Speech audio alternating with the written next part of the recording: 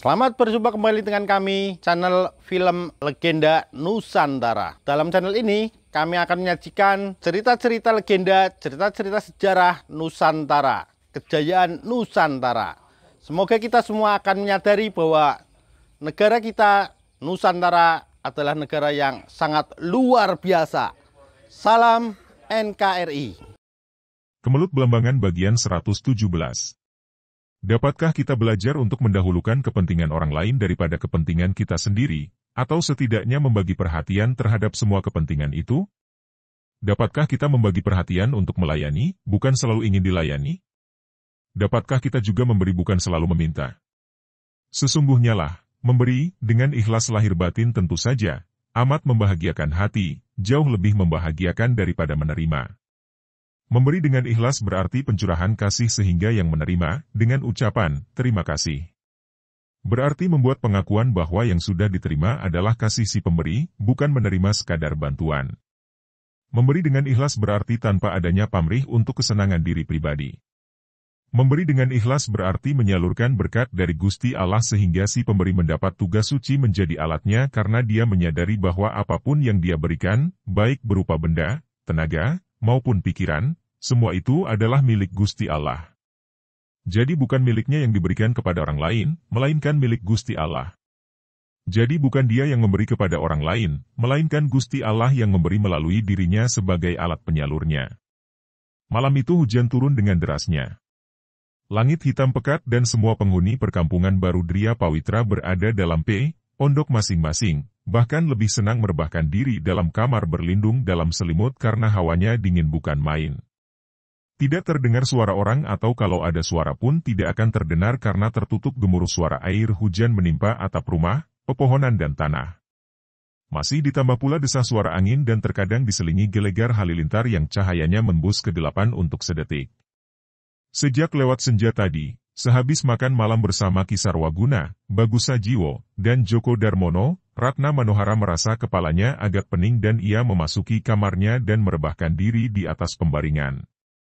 Ia merasa pening dan ini tentu akibat percakapan dengan ayahnya tadi tentang perjodohan itu, pikirnya. Sudah, ia tidak mau memikirkannya lagi dan lebih baik tidur agar kesehatannya pulih. Sebentar saja Ratna sudah tidur pulas. Menjelang tengah malam hujan berhenti. Cuaca masih gelap dan hawanya dingin menyusup tulang. Semua penghuni perkampungan Dria Pawitra sudah tidur pulas. 5 orang murid yang bertugas jaga malam itu juga lebih suka duduk berselimut sarung dalam gubuk penjagaan yang berada di sebelah dalam pintu gerbang perkampungan. Suasananya sunyi sekali. Tidak ada seorang pun melihat ketika dua sosok bayangan memasuki kamar Ratna Manohara. Dengan mudah 2 orang itu memasuki kamar karena daun pintunya tidak dipalang dari dalam. Agaknya karena pening, Ratna lupa memalangi pintu kamarnya. Tak lama kemudian, 2 sosok tubuh itu muncul keluar dari kamar dan menggotong tubuh Ratna Manohara yang dibungkus selimut. Agaknya gadis itu pingsan, karena tidak mungkin kalau dia tidur pulas dapat digotong 2 orang begitu saja tanpa terbangun. Dan 2 orang itu memakai pakaian jubah hitam dan celana hitam pula, muka mereka pun ditutupi kain hitam dan hanya tampak mata mereka dari balik kain yang dilubangi. Namun gerakan mereka tangkas dan langkah kaki mereka tidak menimbulkan suara membuktikan bahwa keduanya bukan orang biasa, melainkan orang-orang yang digdaya. Juga tampak ringan saja mereka menggotong tubuh yang dibungkus selimut itu. Mereka keluar dari perkampungan Dria Pawitra tidak melalui pintu gerbang yang terjaga 5 orang murid perguruan itu, melainkan dari belakang melalui kebun yang hanya dipagari bambu sebagai pagar sementara sehingga mudah bagi mereka untuk melompati pagar bambu yang tidak terlalu tinggi itu. Setelah agak jauh meninggalkan perkampungan menuju ke arah selatan, mereka berhenti dan seorang di antara mereka menyalakan sebatang obor. Dengan obor ini mereka dapat melanjutkan perjalanan menggotong tubuh Ratna Manohara yang masih belum sadar. Mereka menuju ke sebuah tebing bukit dan berhenti di depan sebuah gua yang besar. Banyak terdapat batu gunung besar di daerah itu. Mereka menggotong tubuh gadis itu memasuki gua yang ternyata cukup luas, tidak kurang dari 4 tombak persegi luasnya dan tingginya ada 2 tombak. Di lantai terdapat banyak damen, batang padi kering, yang seolah menjadi tilam tebal. Mereka menurunkan tubuh Ratna di sudut gua, di atas rerumputan kering yang cukup bersih. Kini seorang dari mereka mengeluarkan segulung besar tali terbuat dari kulit sapi yang amat kuat, lalu dengan hati-hati dia mengikat kedua kaki tangan Ratna dengan tali itu. Kalau hanya diikat tali serat atau bambu saja, kiranya akan dapat direnggut putus oleh gadis sakti itu. Akan tetapi tali kulit sapi ini selain liat, juga lentur dan agak mulur sehingga biarpun orang yang memiliki tenaga lebih kuat dari Ratna, masih akan sulit untuk dapat melepaskan diri dari ikatannya. Orang itu mengikat dengan kuat namun berhati-hati agar kulit kaki dan tangan gadis itu tidak sampai terluka. Untuk menjaga ini, dia menggunakan kain tebal untuk melindungi kulit pergelangan kaki tangan itu dari gigitan ikatan tali yang amat kuat itu. Kemudian, dua orang yang berpakaian serba hitam dan memakai kain hitam penutup muka itu duduk dekat Ratna yang masih rebah telentang. Obor tadi mereka tancapkan di dinding di seberang dan agak tertutup batu menonjol pada dinding itu sehingga sinarnya terhalang dan keadaan di mana Ratna rebah itu remang-remang. Tak lama kemudian Ratna merintih lirih dan tubuhnya bergerak, akan tetapi ketika ia tidak mampu menggerakkan kaki tangannya, gadis itu membuka matanya lebar-lebar. Ia mengedip-ngedipkan matanya untuk dapat melihat dengan jelas dalam keremangan cuaca itu. Ketika melirik ke arah kaki tangannya, ia merasa heran bukan main melihat kaki tangannya terikat.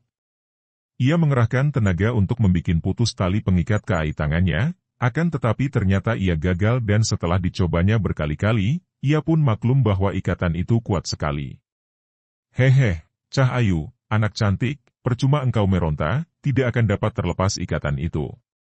Terdengar suara parau dan aneh logatnya. Ratna menengok dan melihat dua orang bertopeng hitam duduk di sebelah belakang kepalanya sehingga ia tadi tidak melihat mereka. Ia semakin heran dan terkejut. Ini tidak mungkin, pikirnya. Ia ingat benar bahwa tadi ia tidur dalam kamarnya sendiri, di rumah baru ayahnya, dalam perkampungan Dria Pawitra. Apakah aku sedang mimpi? Ia bertanya dan ia mengangkat kedua kakinya yang terikat lalu membanting-banting kedua kaki itu ke atas lantai gua. Ia merasakan nyeri pada tumit kakinya yang terbanting ke atas lantai yang bertilamkan jerami. Haha, engkau tidak mimpi, Cah Ayu. Engkau menjadi tawanan kami, hahaha. Siapa kalian? Kenapa menawan aku dan bagaimana kalian dapat membawa aku ke sini tanpa ku ketahui? Tanya Ratna Manohara, seperti biasa suaranya halus karena gadis ini memiliki batin yang kuat sehingga dapat menahan gejolak hatinya dan tidak mudah dipengaruhi kemarahan. Betapapun juga, tentu saja diam-diam ia merasa khawatir sekali melihat kenyataan betapa ia sama sekali tidak berdaya. Seorang di antara mereka yang bertubuh sedang dan suaranya parau dan sumbang, kembali terkekeh. Hehehe, siapa kami? Kami ada 12 orang, siapa kami tak perlu kau tahu. Yang jelas kami adalah musuh-musuhmu dan kami menawanmu, membawamu ke tempat ini, hehehe. Kemelut Belambangan karya Hoping Hu di http://ceritasilad-novel.blogspot.com by Saiful Bahri Situbondo. Kalian pengecut? Tak tahu malu? Dua orang laki-laki menculik seorang gadis dengan cara licik dan curang. Kalian tentu menggunakan obat bius, keparat? Biarpun marah dan memaki, namun tetap saja Ratna menggunakan bahasa yang halus. Hehehe. Kau sudah tak berdaya masih banyak lagak. Kata laki-laki pertama. Jahanam. Kalau berani, lepaskan ikatanku dan mari kita bertanding. Kalian boleh mengeroyok aku. Tantang Ratna, sedikit pun tidak memperlihatkan wajah gentar walaupun hatinya merasa kecut karena ia menduga bahwa ia terjatuh ke tangan orang-orang jahat yang mungkin berwatak liar dan ganas. Kawan, perempuan bermulut lancang ini kita bunuh saja sekarang agar jangan banyak cakap lagi. Kata orang kedua yang bertubuh kurus. Dia kutusuk dadanya, biar pedangku ini menembus dada dan jantungnya. Laki-laki kurus itu mencabut pedangnya yang panjang dan runcing, lalu menempelkan ujung pedang di dada Ratna, hendak menusuknya. Ratna sudah merasakan gigitan ujung pedang menembus baju dan mengenai kulitnya, terasa dingin dan runcing. Akan tetapi ia melindungi kulit dadanya dengan pengerahan tenaga sakti. Wah, dadanya kuat dan keras sekali. Seru si kurus.